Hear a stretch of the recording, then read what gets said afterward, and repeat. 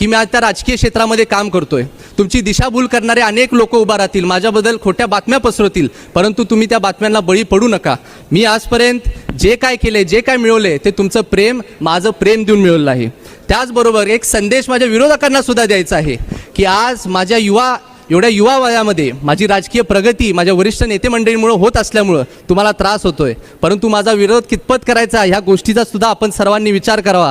कारण येणाऱ्या काळात मी भारतीय जनता पार्टीचा, जेव्हा मी माझ्या राजकीय शिखरावरती असेन, भारतीय जनता पार्टीचा एक ताकदीचा शस्त्र म्हणून ओळखला जाईन आणि या शस्त्राच्या समोर जाणं तुमचं कुणाचं धाडस होणार नाही. मी माझ्या कर्तृत्वावरती आणि चारित्र्यावरती कष्ट घेणारा एक युवक आहे. मला अनेक लोकांनी सांगितलं की तुम्हाला चांगली संधी मिळाली आहे, मोठी संधी मिळाली आहे, परंतु तुम्हाला सर्वांना सांगायचं आहे की मला ह्या संधीचं सोनं नाही, माझं सोनं तर सगळे तुम्ही जण आहात आणि तुम्हाला जपण्यासाठी मी काही करीन. मी, माझे आई वडील, माझे गुरु सर्वांनी मला आशीर्वाद दिल्याबद्दल त्यांच्याप्रती कृतज्ञता व्यक्त करतो.